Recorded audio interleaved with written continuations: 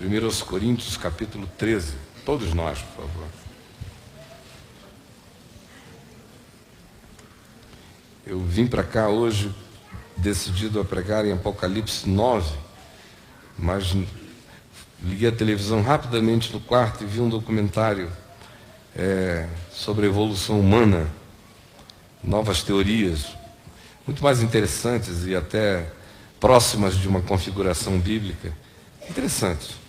E o meu coração se emocionou, porque se você abrir a mente para Deus e o seu espírito, tudo fala de Deus para você. Tudo, tudo, tudo. Você simplesmente começa a ficar... Não pode ir ao circo que Deus fala contigo. Em todo lugar, meu Deus. Tudo, tudo, tudo. A terra toda está cheia da sua glória. Você começa a descobrir isso. Aí vai ficando tudo trepidante. De repente o documentário lá do National Geographic me abençoou a alma. E mudou uma referência do meu coração aqui para 1 Coríntios 13. E eu queria ler apenas do verso 10 ao verso 13, que dizem o seguinte: quando, porém, vier o que é perfeito, então o que é em parte será aniquilado. Quando eu era menino, eu falava como menino, eu sentia como menino, e eu pensava como menino.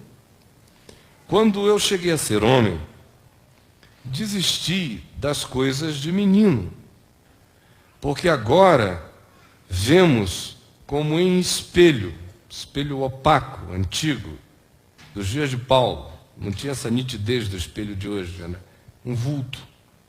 Porque agora vemos como em espelho, obscuramente. Então veremos face a face, quando vier o que é perfeito. Agora, eu conheço em parte, mas quando vier o que é perfeito, então eu conhecerei como eu também já sou conhecido. Agora, pois, para viver na terra, permanecem a fé, a esperança e o amor. Esses três, porém, o maior desses é o amor. Pergunta que qualquer ser que não tenha ficado entupido, bloqueado, idiotizado na terra, se faz pelo menos uma vez na vida e com um mínimo de saúde existencial e psicológica, se faz muitas vezes na vida, por que eu nasci, por que eu estou aqui? E não só eu, mas por que a raça humana existe? Do jeito que ela existe. E se eu sou um cristão e olho a vida a partir de uma perspectiva espiritual, de um universo criado com desígnio e que seja subproduto da ação do Deus que é amor, aí então essa questão se torna muito mais complexa, porque eu me deparo com contradições nessa existência. De um lado, eu olho em volta e vejo perfeições que seriam completamente perfeitas não fossem as nossas intervenções catastróficas. Do mais, o clock, o universo, a sincronicidade do cosmos é tão extraordinária que se não houver uma inteligência fazendo intervenções destrutivas, ele permanece, se renova, se recria, continua. E você vê que a quantidade de anomalias na criação, nas criaturas, é infinitamente inferior à quantidade de anomalias que você encontra na espécie humana. Por causa de todos os experimentos que os humanos fazem com os humanos, com todas essas coisas que a gente faz, a gente adoece de nós mesmos. Você vê muito raramente animais nascerem com defeitos. A quantidade de perfeição na vida natural é muito maior. Porque nós nos desnaturalizamos terrivelmente. É só olhar para essa assembleia aqui e ver como nós somos completamente desnaturalizados, né? O nosso modo de vestir obedece a regras de um tempo, de uma época.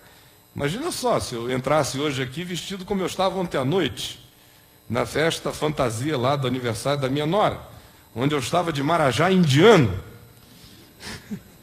com uma calça de tufo, de marajá, um sapato de ponta, um colete assim para deixar os braços marajarianamente para fora, brinco, um turbante, marajá. Se eu entrasse hoje aqui, pelo amor de Deus, não tinha um grupo que ia embora e dizia assim, hoje não tem unção. Não, hoje não tem unção nenhuma no cara, sabe? Por quê, hein? Porque nós somos idiotas, sabe? A gente resolveu, tem moda, às vezes o cabelo está dividido no meio, às vezes é para o lado, às vezes... Se o cara fugir desse parâmetro, ele perde a unção. A sanidade, a sociabilidade. Por quê, hein? É só porque nós somos filhos de um condicionamento tirânico, horroroso, que a gente se acostumou a ele e o institucionalizou, mas ele é antinatural o tempo todo. É melhor a gente assumir isso, é mais verdadeiro. Como eu disse, quando você é cristão, vendo a vida com uma perspectiva espiritual, o sofrimento sobre por que eu estou aqui aumenta por causa das contradições, porque de um lado eu vejo esse universo perfeito, de outro lado eu vejo o que a espécie humana faz a si mesma, de si mesma, contra a vida, e observo e vejo a quantidade enorme de resultados malignos e malévolos e de coisas que graçam, produzindo dor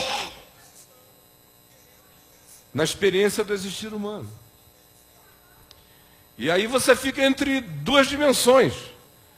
O universo natural, o cosmos maravilhoso, e a civilização humana, com os seus arbítrios, perversidades, maldades, dominações, megalomanias, egoísmos, guerras que geram fome, fome que gera peste, peste que gera morte, conforme aquela sequência dos 4 cavaleiros do Apocalipse. Essa é a fenomenologia do impacto humano na vida e na história. E aqui e ali alguns sinais de bondade.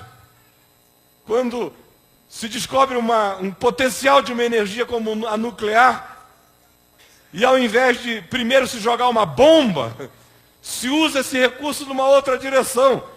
Essa é a exceção. Em geral, quase todas as nossas descobertas de potencialização humana acabam enveredando de maneira direta para o arbítrio, o domínio, o controle. Quem detém esse poder controla os demais. E essa é uma experiência catastrófica, porque ela torna a vida um absurdo. Você olha em volta e começa a querer saber por que você está aqui. Aí você vem para uma igreja, ou para a fé, ou para uma comunidade, ou passa a crer em Deus, por exemplo. E aí você entra num outro mundo. E se a fé for uma fé de natureza cristã evangélica, esse mundo fica ainda mais estreito, porque surgem algumas obsessões. Primeiro porque Deus é concebido como um ser fora de nós. Imenso, que a gente exalta com palavras enormes.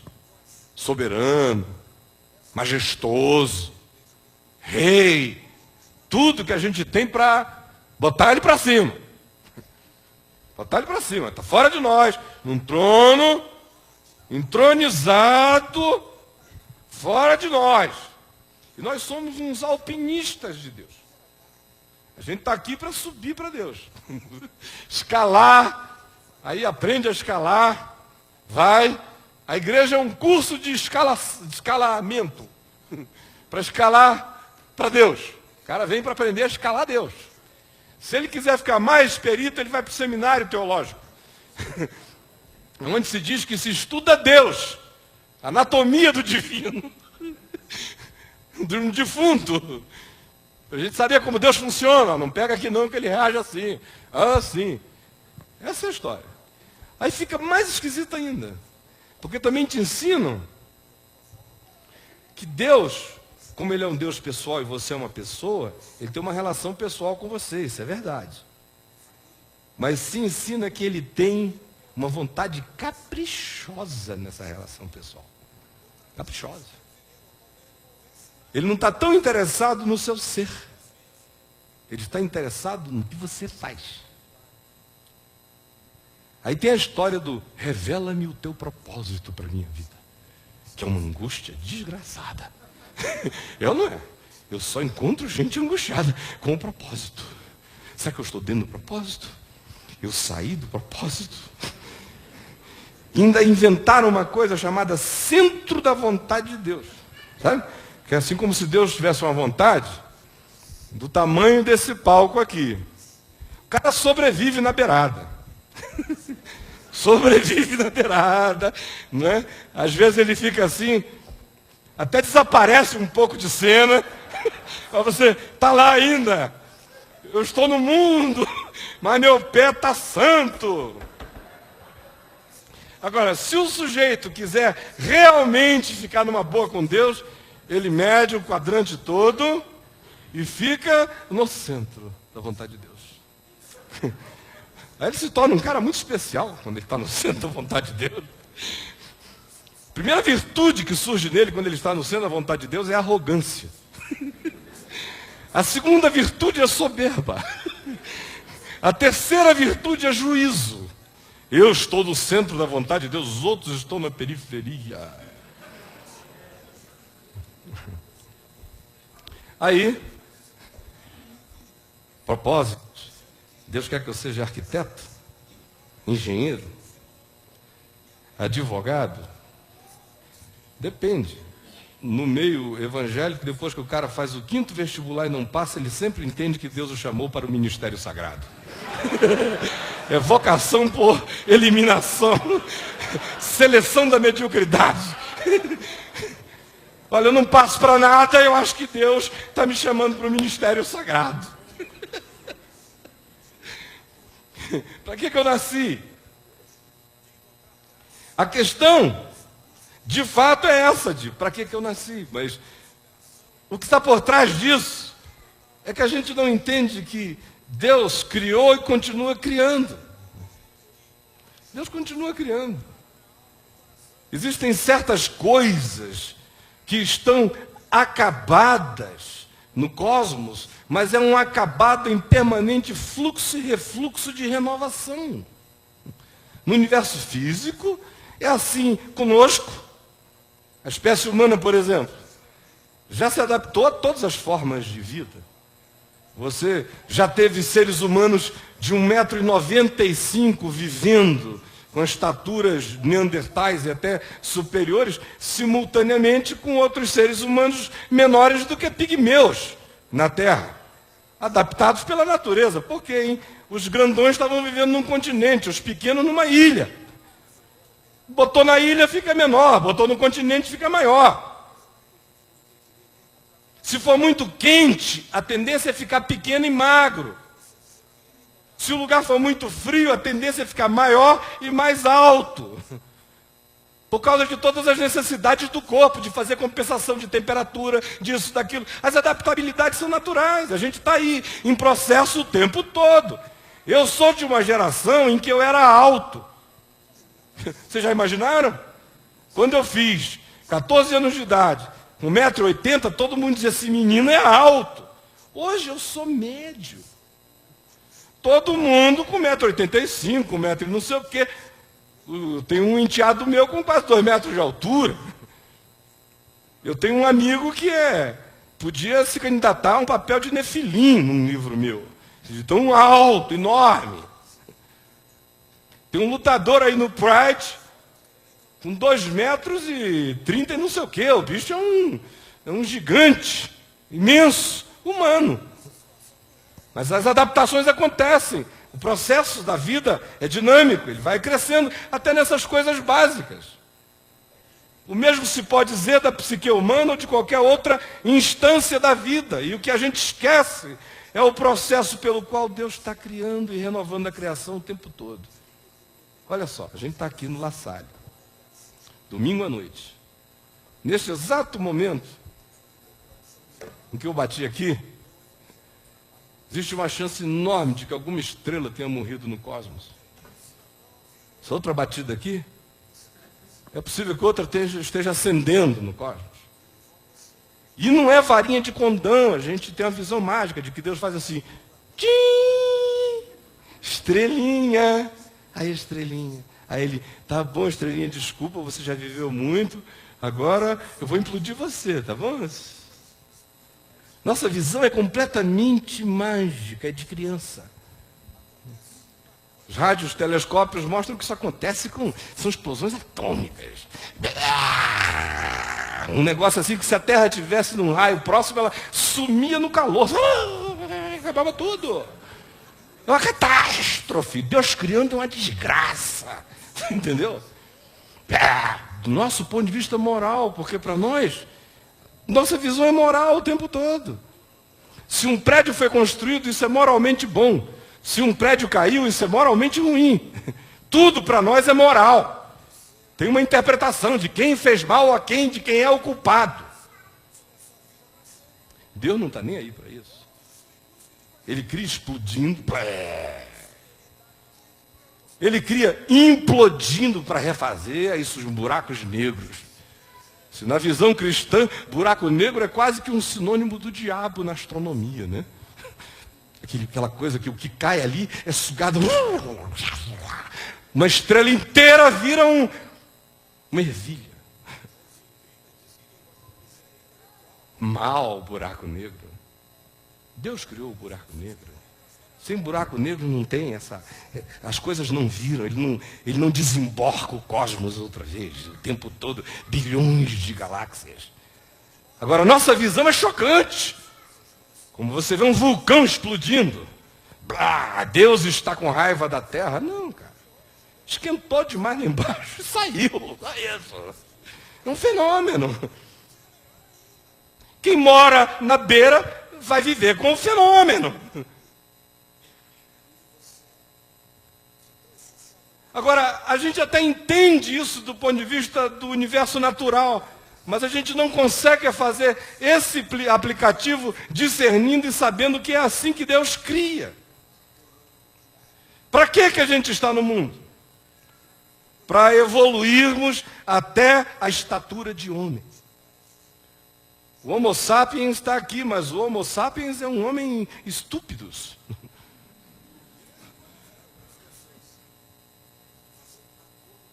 Até hoje, a Terra só conheceu um homem absolutamente pleno, o Filho do Homem.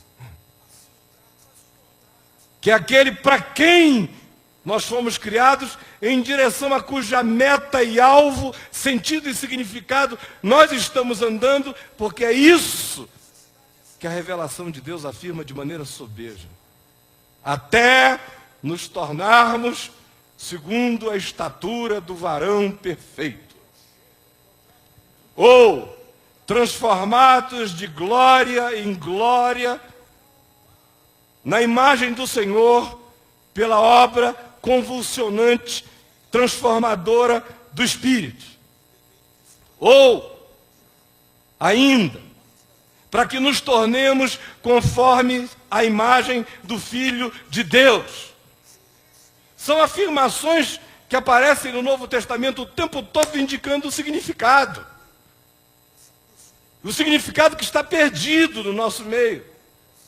Porque hoje a visão está tão absolutamente tapada que na melhor das perspectivas o cara entende da seguinte maneira: eu nasci para ser alguém na vida. Deus me ajuda a ser alguém na vida. Ser alguém na vida é ser alguém socialmente superior à família. Ser alguém na vida é alguém que seja percebido pelos demais. Ser alguém na vida é alguém que consegue coisas. Ser alguém na vida é alguém que tem uma determinada estabilidade financeira, pela qual ele é categorizado como um indivíduo bem-sucedido. Ser alguém na vida é terminar uma faculdade. Ser alguém na vida é fazer um mestrado. Ser alguém na vida é ser reconhecido. Ser alguém na vida é fama. Ser alguém na vida é respeitabilidade. Ser alguém na vida é qualquer dessas coisas, dependendo da ambição do freguês. Aí é para isso que ele vive. Aí o cara sente aquela importância danada, né? Você veja qual é a perspectiva de ser alguém na vida. É plantar uma árvore, construir uma casa e escrever um livro. Pela madrugada. Eu não construí a minha casa. O cara está morrendo frustrado porque ele não construiu a casa dele. Eu não fui ninguém, minha vida me maltratou. Deus esqueceu de mim, eu não construí a minha casa. Nem Adão. Nem Jesus. Jesus criou todas as árvores, mas a única ação dele no Evangelho em relação a uma árvore foi secar uma. Uma figueira. E não tinha onde reclinar a cabeça. E era o maior boca livre da história. Maior boca livre. Eu falo enquanto como enquanto falo. E vamos lá. E disse que tudo é muito simples, se reduz a uma só coisa. Mas isso não nos contenta, porque a gente está aqui para outras coisas, de acordo com o curso deste mundo, de acordo com o príncipe da potestade do ar, de acordo com a tirania invisível que nos foi imposta e que a gente segue, sem jamais perguntar se aquilo vai realizar alguma coisa em nós ou se nossa existência tem a ver com cumprir essa meta. Apenas. Esquecidos, especialmente nesses dias, de que Deus está interessado no ser. Do contrário, ele diz àquele homem que no Evangelho serve de ilustração e que diz para si mesmo: regala-te, ó alma, fica feliz, porque tens bens estocados para muitos e muitos anos, aproveita. Esquecido de si mesmo e do significado de sua existência, transformou a vida inteira apenas num agir instintual, hedônico, que não guarda nenhuma reserva de interesse para o significado da vida e do ser. Nenhuma. Jesus disse que acerca desse homem se diria: louco, hoje mesmo te pedirão a tua alma e o que tens, para quem será? Para quem será? Agora, a gente pega e vai vivendo sem a menor percepção de que o propósito de Deus, a vontade de Deus, vai se realizar porque a vontade é de Deus. Você entendeu? Tem gente que fica pensando que Deus precisa de ajuda para fazer a vontade dele. Se a vontade é dele, ele faz. Não é minha. Eu faço a minha. Fico esperto quando fazendo a minha. Descubro que a minha não coincide com o fluxo da vontade de Deus e dou razão a Deus e ando na vontade desse fluxo. Mas eu não sei nada sobre detalhes. E Deus não revelou detalhes da vontade dele para a vida de ninguém. Ele apenas nos deu o significado disso. A vontade de Deus é que nós nos tornemos conforme a imagem do seu Filho. A vontade de Deus é que todo homem se transforme no filho do homem. A vontade de Deus é que todo indivíduo gerado em Cristo cresça para ter a mente de Cristo, a consciência de Cristo, para entender e discernir a vida conforme o olhar de Deus. Esse é o propósito, esse é o sentido. Com casa, sem casa, com carro, sem carro, com emprego, sem emprego, com PhD, sem PhD, concursado ou trabalhando na roleta do ônibus. Não interessa em que nível ou como você sobrevive. O projeto de Deus para todos nós é um só. Independentemente do seu QI, do seu QE, do seu pai, da sua mãe, da sua profissão, da sua ambiência social, do lugar de onde você é oriundo, ninguém escapa desse desígnio. Seja belo, feio, gordo, alegue autoestima baixa, ou se orgulhe de uma alta, nada disso interessa. No fim, o que interessa é que a vontade de Deus é fazer de meninos homens. Fazer de gente que anda levada como criança por qualquer ventinho de doutrina e qualquer sopro, perdidos e teleguiados, conduzidos e marionetados como uns puppets, por pastores malévolos ou líderes gananciosos para lá e para cá. A vontade de Deus é romper isto e fazer com que cada ser humano tenha a mente de Cristo. É para isso que a gente está aqui, para evoluir nessa direção. Não é para chegar aos 80 anos e dizer assim: olha quantas fazendas eu tenho. Ou se você puder ter muitas, aleluia. Eu espero que você me convide para ir lá, porque eu adoro uma boca livre. Agora, isso não me diz absolutamente nada a teu respeito. E você pode continuar a ser aquele louco que está com 12 fazendas e sem alma. O filho te odiando. A esposa pedindo a Deus que abrevie os teus dias na terra. A sogra pedindo a Deus como vingança que não morra antes de ti. E você arrotando conquistas. Idiota e ameninado. Bobo, completamente bobo, bandeiroso e não se enxerga. Se arruma, bota 1000 caras e não descobre, não discerne que ele é uma bandeira pura. De que ele é a explicitação da própria idiotice, mas não se enxerga. Nós estamos aqui para virarmos conforme a imagem do Filho de Deus, que é o Filho do homem, que é Jesus. A vontade de Deus eu não preciso caçá-la no cosmos. Ela é simples. Ama a Deus de todo o teu coração, de toda a tua força, de todo o teu entendimento e com toda a tua alma. Ama o teu próximo como a ti mesmo. Por isso, o que quereis que os homens vos façam, fazei isso vós também primeiro a eles. Esta é a vontade de Deus, é toda a lei e os profetas. O resto é conversa fiada. O resto é pretexto para não se converter. Pretexto para não mudar a mente, a consciência, o entendimento, para não deixar de ser menino. Aí ele brigou comigo, eu não falo com ele. Eu cantei, ele não cantou, eu chorei, ele não chorou. Aquele mau humor crônico, a gente briga, se veste bem, não andamos para lá e para cá, com aquela pose de seres austeros, mas cumprindo papéis infantes e idiotas, imbecilizados nessa vida. Tudo com a maior elegância. Ora, se a vontade de Deus é gerar consciência, se a vontade de Deus é fazer com que os hominídeos, que viraram homo, que viraram homo sapiens, que viraram qualquer outra coisa, tomaram consciência, e no passado vieram de primitividades acerca das quais a própria Bíblia nos fala, porque nós não toleraríamos hoje, no convívio social, um Sansão frequentando o caminho da graça.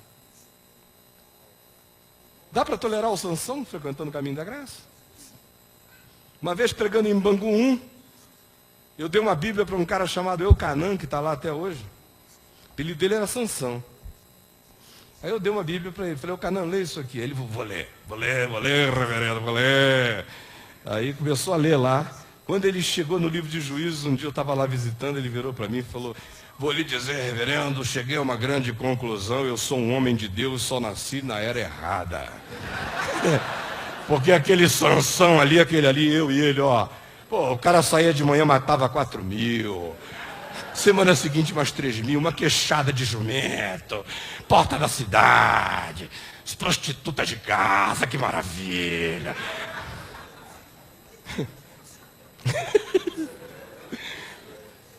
Ora, até nos registros da Bíblia, que não são tão amplos e não pervadem, não perfazem um campo histórico de um espectro tão extenso assim, você observa a evolução das relações conjugais, sociais, percepção de troca, tudo mudou, continuou mudando, espero que mude. Só não muda o que está morto, o que está vivo muda, se adapta, entende. Paulo diz que se a gente pegar a história da revelação na terra, a gente vai posicionar a lei, os 10 mandamentos, Moisés, aqui no jardim da infância. Lá em Gálatas ele diz que a lei era o aio, o escravo que pegava a criança, levava para a escola, pegava da escola, deixava em casa. Era lei, mas que isso aí foi na infância da consciência. E ele nos chama para a plenitude dos tempos, onde Deus em Cristo se revelou e mostrou a consciência plena e adulta do Filho do Homem. Agora, como é que isso acontece? Como é que a gente anda nessa direção? Primeiro, eu já lhes disse que o objetivo dessa coisa toda, da gente estar aqui, de termos sido crianças e hoje sermos adultos, é crescermos em consciência, não só individual, como na consciência da própria espécie. Tanto há uma viagem linear da civilização que vem da sua infância para a sua maturidade, do mesmo modo como há em mim, que vem da minha infância para a minha maturidade orgânico, físico, psicológico, mas que não pode parar aí. Eu tenho que crescer para a minha maturidade espiritual, para desenvolver a mente de Cristo. O objetivo, portanto, da gente estar aqui é ganhar consciência. A pergunta é como? Olha aqui para mim. Do mesmo modo como Deus cria os universos e os mundos, Ele cria na nossa vida. É só a gente tirar o nome moral das catástrofes ou das intervenções da vida que a gente vai ver como é que Deus cria. Explosões, implosões, catástrofes, estações, eras, ações, reações, encontros, desencontros, todas essas coisas equivalem à ebuliência da vida. O lugar onde você está, o que te aconteceu, quem foi teu pai, tua mãe, aquele namoro que te desviou um pouco o caminho, que para você parece uma perda de rumo, te gerou um sofrimento danado, foi horrível, mas quem sabe você sem aquilo seria um produto absolutamente piorado. Foi bom aquela dor, aquela agonia, aquela perda, aquela frustração, aquele cair de ficha, aquele apocalipse, aquele abrir de cortinas. Deus vai criando no caldo da vida. Assim como é no universo, é na minha própria existência, na sua, de qualquer outro ser humano. E ninguém escapa desse meio pelo qual Ele realiza as coisas. Nós nascemos com um espírito singular. Essa é a minha singularidade, é o meu espírito. O resto, gente, é compartilhado. Compartilho o corpo, pele da minha mãe, herdei as deficiências genéticas dela, natureza circulatória, periférica, o apetite dela, como a beça, as coisas que ela gosta. E herdei do meu pai outras que não aparecem tanto na cara, mas mais no interior. Eu sou metade. A genuinidade e a singularidade do meu espírito estão aqui, mas eu absorvi. Eu não pareço com a mãe do Chico, eu pareço com a minha mãe. É uma contribuição da qual eu não posso fugir. Está aqui em mim, é carne, é sangue, é pedaço de mim. Minha alma também. Minha alma carrega heranças, não só dos meus antepassados imediatos, da minha família nuclear, mas da memória da humanidade.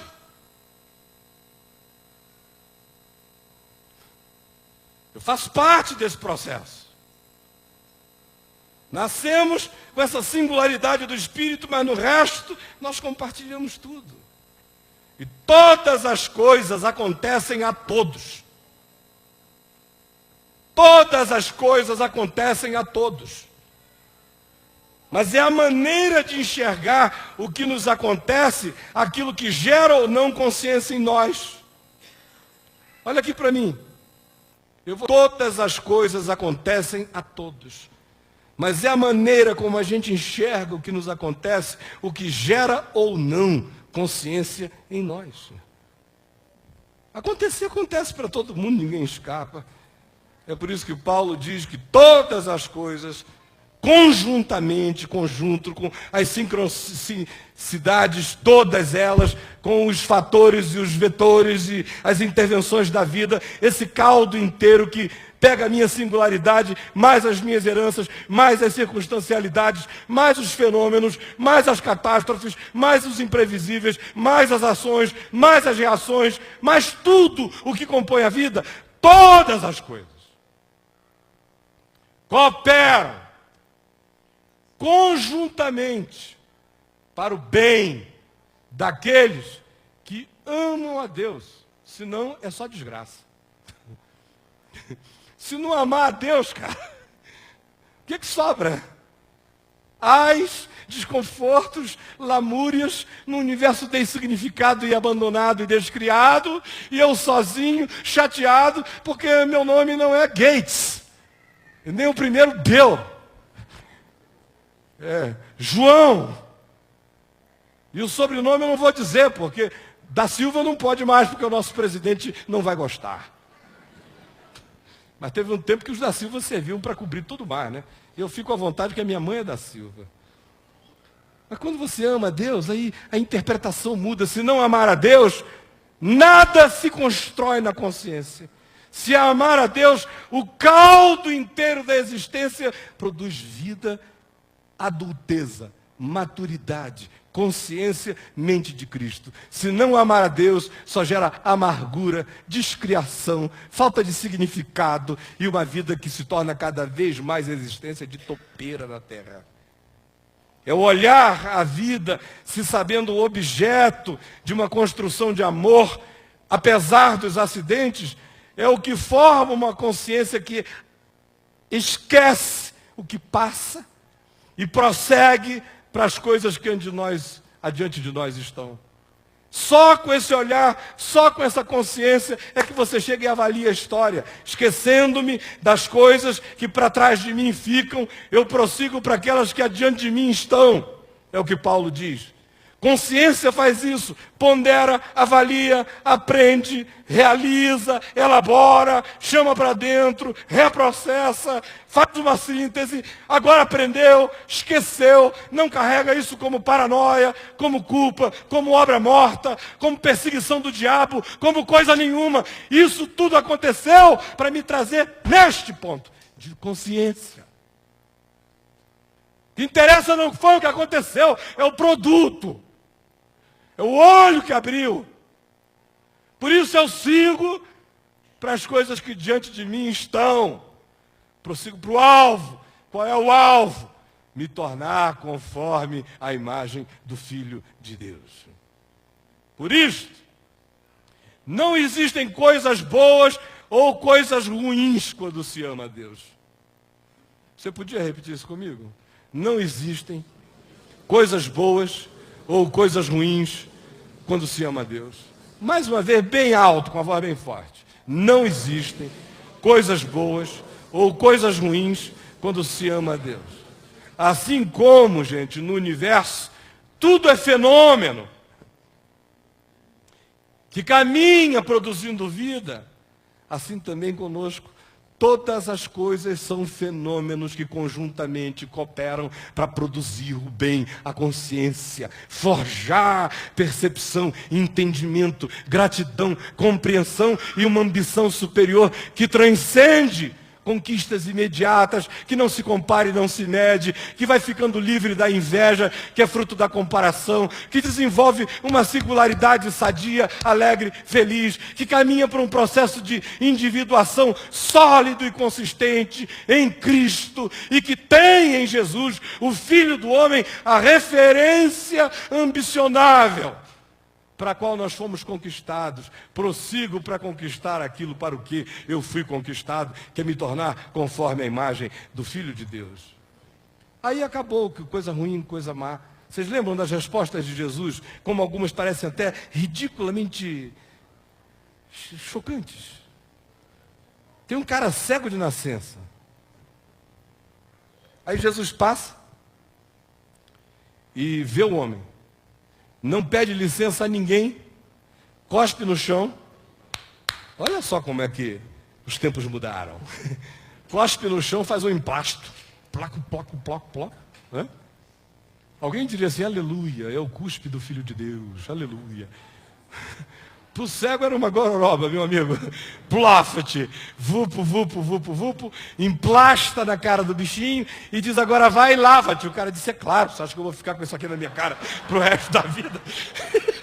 Vou lavar na hora. Me leve pro tanque de Siloé. Estou pensando que ele foi lá por obediência, foi por agonia, para tirar o emplasto. Aí quando ele lavou a porcaria, ficou vendo. Lavou, ficou vendo. Aí alguém perguntou, Senhor, olha uma pergunta cretina, né? Quem pecou? Este ou seus pais, para que nascesse cego? E dá vontade de embolachar esse tipo de gente, sabe? Quem pecou, Senhor? Se foi a tua mãe que pecou. Ele é filho da tua mãe, não é do teu pai, não. Essa vontade que dá de responder para um cara desse. Foi tua mãe, ó, nas escondidas, na calada da noite. Quem pecou? O cara só nasceu cego, meu Deus.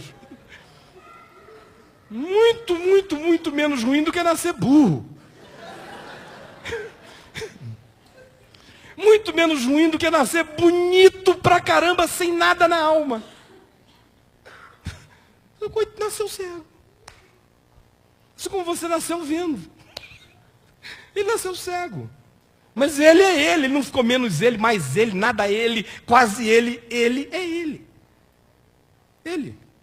A resposta de Jesus foi para que se manifestem as obras de Deus. Nem ele pecou, nem seus pais, mas para que nele se manifestem as obras de Deus. Para com essa história de quem pecou, sem processo. Esse cara acredita que Deus vê, acredita que Deus ama.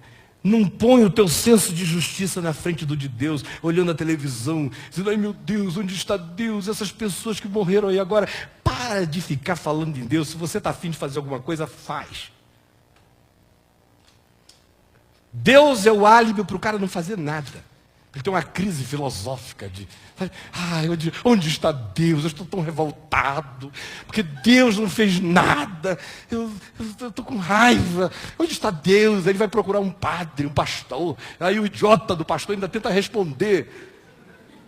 Meu filho, eu sei lá, eu não sou Deus. Agora, os caras se afogaram, você está zangado e triste, sai, faz alguma coisa. Isso mesmo. É. Meu companheiro Caio. É. Agora olha só. Não existem coisas boas nem coisas más quando a gente ama a Deus. Isso tudo faz parte de um processo. É para a glória de Deus. Assim como no cosmos e no resto da criação, as coisas são feitas de fenômeno. E ainda assim novas ordens são criadas e recriadas e restabelecidas, embora a visão de fora seja de uma coisa que às vezes se caotiza, mas aquela caoticidade precede a nova ordem. No princípio, criou Deus os céus e a terra, porém, estava catastrófica e vazia. No princípio é assim que ele vai, mas o Espírito perambulava sobre as águas, agitando novos mundos, vibrando novas criações. É assim que Deus faz. E o objetivo disso tudo é chegar e produzir no homem, não o Homo sapiens. O Homo sapiens é o guri dessa história. É produzir o homem cristificado, feito conforme a imagem de Jesus. E o caminho desse homem não começa muito longe nos céus, nem muito profundo no abismo. O caminho desse homem começa com essas palavras simples. O caminho dessa consciência e dessa formação começa aí. O que tu queres que os outros te façam, faze tu a ele. Se você puser o pé aí, a sua conversão iniciou. Antes disso, meu amigo, nada iniciou na sua vida. Nada. E eu quero ler agora o texto todo de 1 Coríntios 13. E queria que você fizesse um exercício comigo para a gente terminar. E desse momento em diante, ninguém se mova, ninguém converse, ninguém se movimente, ninguém faça nada. Ouça isso com o seu melhor coração, para você não ter perdido o seu tempo vindo aqui. 1 Coríntios 13.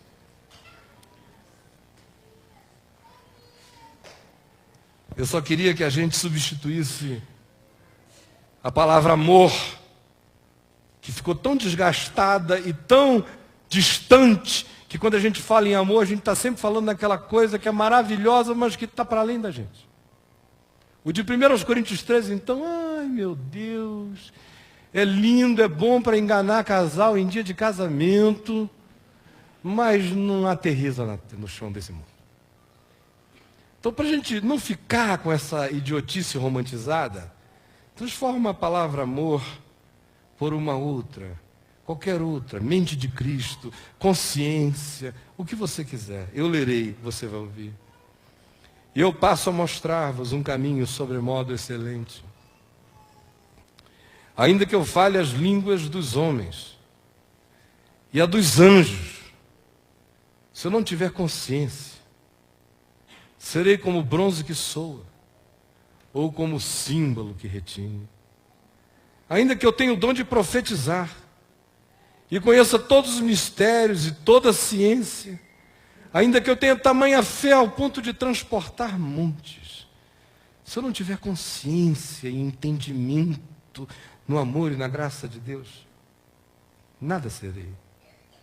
E ainda que eu distribua todos os meus bens entre os pobres, e ainda que eu entregue o meu próprio corpo para ser queimado, se isso não for fruto da consciência que nasce da certeza do chamado para sermos conforme a imagem do Filho de Deus, e Deus é amor, se não tiver essa consciência, nada disso me aproveitará. A verdadeira consciência é paciente, é benigna. A verdadeira consciência não arde em ciúmes, porque não entra em disputas. Não se ufana, não se jacta, porque qualquer consciência verdadeira não tem ufania. Não se ensoberbece, porque se ensoberbece, não é consciente. O que é consciente não se ensoberbece. Não se conduz inconvenientemente. Não procura os seus interesses. Não significa dizer que ele não sai de casa e resolve os problemas da vida. O que você está dizendo é que a consciência não se torna megalomaníaca em relação a pensar que você é o epicentro da existência. Não se exaspera. Não se ressente do mal. Consciência genuína não se ressente do mal. Só se ressente do mal quem acha que qualquer ação do outro pode me fazer mal, mas quando você tem consciência, ninguém tem mais o poder de te fazer mal. O cara só está fazendo mal a ele mesmo, não mais a você. Você está liberto do mal. A verdadeira consciência não se alegra com a injustiça. Não faz como um deputado que me ligou essa semana para me dar uma boa notícia de que um cara que tinha me feito mal a beça no passado estava todo ferrado. Me ligou e disse: olha, eu tenho uma boa notícia para lhe dar, reverendo. Falei: qual é? Sabe o fulano? Ficou 30 anos fazendo isso e aquilo? Olha só o que aconteceu com ele. Ele me contou lá uma história que não era novidade, eu já conhecia as histórias há 30 anos, isso foi só um episódio mais recente. Aí eu fiquei ouvindo, ele falou: estou lhe dizendo isso assim para lhe alegrar o coração com a justiça de Deus. Eu falei: meu irmão, pelo amor de Deus, eu conheço a mulher desse cara, o nome dela é tal, os filhos dele, são fulano, Beltrano, não sei quem, eu conheço ele é o fulano. Ele viveu como um calhorda. Mas eu não estou alegre com o que está acontecendo com ele, com a maldade. Eu estou pedindo a Deus que isso contribua para o bem dele, que haja uma chama de amor de Deus no coração dele, para ele, que já está idoso, não morrer nessa vagabundagem espiritual e se acordar enquanto é tempo. A consciência não se alegra com a injustiça. A consciência regozija-se com a verdade. Onde a verdadeira consciência conforme a mente de Cristo, aí tudo se sofre, não porque se tenha prazer no sofrer, mas porque se suporta, a consciência suporta. A consciência crê, a consciência espera, a consciência cresce, cresce, cresce, e ela só é consciência se é fruto do amor, por isso jamais acaba. Mas havendo profecias que dividem igrejas, fazem surgir denominações, que atraem multidões, vamos lá que tem uma unção, tem um irmãozinho fazendo profecia, sem nenhuma consciência, coitado, é um chimpanzé carismático, e um monte de outros,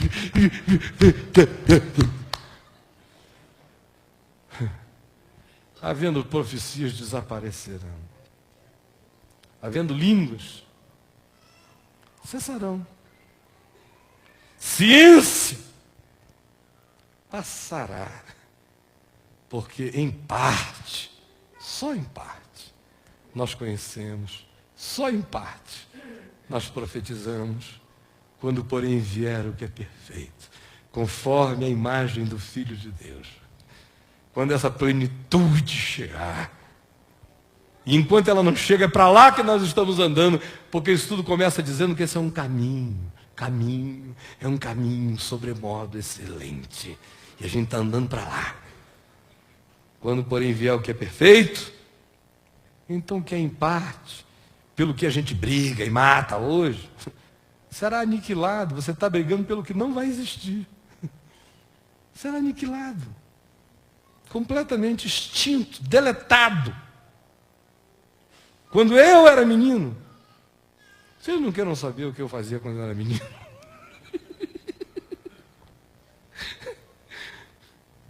Eu falava como menino. Isso era a melhor parte. Eu sentia como menino. Era legal. Eu pensava como menino. Não era não. Quando cheguei a ser homem, eu desisti das coisas de menino. Isso tudo é uma metáfora. Onde ele está dizendo, olha, toda essa brigalhada de vocês é briga de criança, de quem ficou sofrendo de síndrome de Down espiritual. Agora, pelo amor de Deus, o equipamento está todo pronto, o caldo da vida está girando, as novas, as supernovas, as explosões, as implosões, as criações, os buracos negros, as tempestades, os encontros, os desencontros, os amores, as perdas, todas essas coisas conjuntamente contribuem para o bem daqueles que amam a Deus. Por isso, ao invés de ficar vivendo como menino, pensando como menino, chorando como menino, reclamando como menino, brigando com Deus e com a vida como menino, competindo com o próximo como menino, desista das coisas de menino, abrace a consciência. Você está andando para o que é perfeito. O caminho começa nessa simplicidade. Quando eu cheguei a ser homem, eu desisti das coisas próprias de menino. Porque agora nós vemos opacamente. Quem mais vê entre nós vê miragens. Mas quando chegar aquele dia, nós veremos face a face. Agora, eu conheço em parte. Mas quando chegar aquele dia, à medida em que eu andar na direção desse dia, eu serei conhecido e conhecerei como eu também sou conhecido. Enquanto isso, gente, permanecem para nós aqui na terra, enquanto a gente viver um único caminho sobremodo excelente.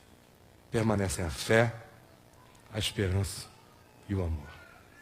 O maior deles, no entanto, é o amor, porque é só o amor que transforma um menino num homem, conforme a imagem de Deus.